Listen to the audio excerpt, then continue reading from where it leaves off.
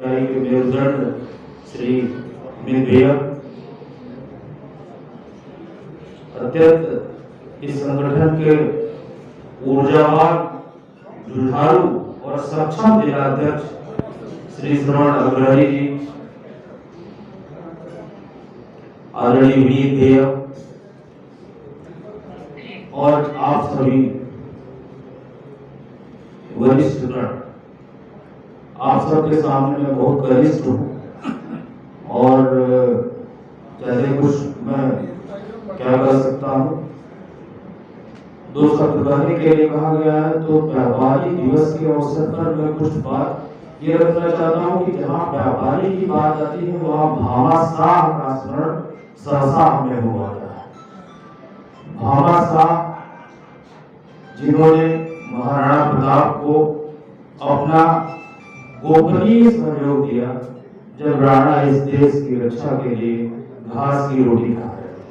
गोपनीय सहयोग उन्होंने दिया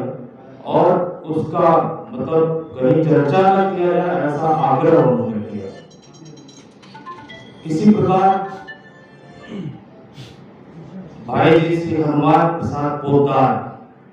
जिनका नाम मैं बहुत आदर और श्रद्धा के साथ दे रहा हूँ, क्या थे आखिर, जो व्यापारी थे,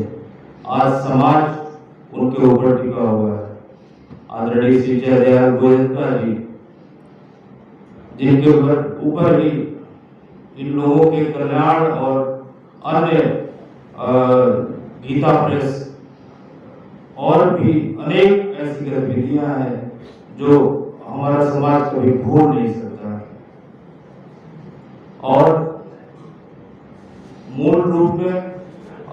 सरकारें तो अपना काम करती रहती हैं, लेकिन यह समाज और यह समाज का सबसे महत्वपूर्ण अंग व्यापारी, यही समाज को खड़ा करता है और देश को आगे ले जाने का कार्य करता है। यदि हम विश्व पटल की बात करें तो आज इतिहास का ज्ञान जिसके द्वारा हम प्राप्त करते हैं, फाहियान और वेन-सांग ये कौन थे? व्यापारी ही थे, चीन से व्यापार करने आए थे, किंतु आज उनकी लिखित पुस्तकों के द्वारा पूरा विश्व जो है ज्ञान प्राप्त करता है। इसी प्रकार एग्जाम लिया जाए वास्को डी गामा और कोलंबस और भी इस प्रकार के अनेक लोग हैं जो व्यापार करने ही तो आए थे और उसी के द्वारा उन्होंने कई देशों की खोज की और कई सारी चीजें सामने आई विश्व के। तो व्यापारी मात्र व्यापार ही नहीं करता है, वो व्यापार के द्वारा इस समाज और इस राष्ट्र को एक नई दिशा प्रदान करता है। पीढ़ियां चलती रहती हैं, समय के अनुरूप व्यापार में परिवर्तन होता रहता है और अब यह है कि संगठन का दायित्व यह है कि व्यापारियों को जो समस्याएं आए उनका त्वरित निराकरण हो। विभिन्न कालखंड में ऐसा होता रहा है, चाहे वो राज सत्ता रही हो चाहे जो भी रहा हो। तो ऐसे में संगठन का दायित्व बहुत अधिक बढ़ जाता है। संगठन ही ऐसा है जो छोटे से व्यापारी को, चूंकि व्यापारी एक उसका एक निश्चित स्थान होता है और वो एक समाज के जो अराजक वर्ग होते हैं उनके लिए साफ टारगेट होता है, उसका एक स्थान निश्चित होता है जहां वो बैठता है सुबह से शाम तक, तो उनका संरक्षण किया जाए सत्ता के द्वारा, संगठन के द्वारा, ये दायित्व बनता है। और अभी आज के इस कार्यक्रम के संदर्भ में यदि कुछ करूं तो कहने के लिए मेरे पास शब्द नहीं है। अभी आदरणीय श्रवण जी ने जो 50 नामों की सूची दी है, वो 50 नाम इस संत कबीर नगर के एक स्तंभ है। संत कबीर नगर उनके ऊपर टिका हुआ, वो संभाले हो गए, कोई भी नेता या अधिकारी नहीं टिकाए हुए हैं इस जनपद को, ये लोग, ये व्यापारी, ये समाज टिकाए हुए हैं। तो मैं आपको बहुत बहुत साधुवाद देता हूँ कि इतनी अच्छी अच्छी विभूतियों के आप अच्छी अच्छी विभूतियों को आपने इस मंच में, इस सभागार में लाकर एकत्र किया और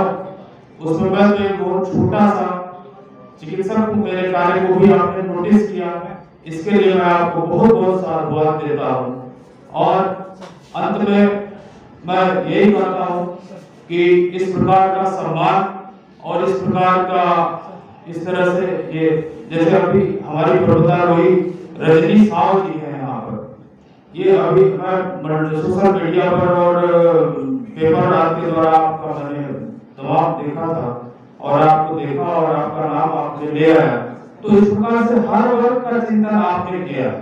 हर वर्ग का आपने चिंतन किया है, चाहे वो खेल की प्रतिभा हो या गायन की प्रतिभा हो या और मात्र व्यापारियों की नहीं, हर वर्ग की आपने चिंता की है। इसलिए इतनी अच्छी सूची, इतनी अच्छी सज्जन शक्ति को एकत्र करने के लिए मैं आपको बहुत बहुत हृदय से धन्यवाद देता हूँ और आभार प्रकट करता हूँ कि आपने मुझे भी इस कार्यक्रम में आमंत्रित किया। बहुत बहुत धन्यवाद। और आपके संगठन को जहाँ कहीं मेरी आवश्यकता लगेगी वहाँ मैं अपना सहयोग देने के लिए तत्पर हूँ और रहूंगा।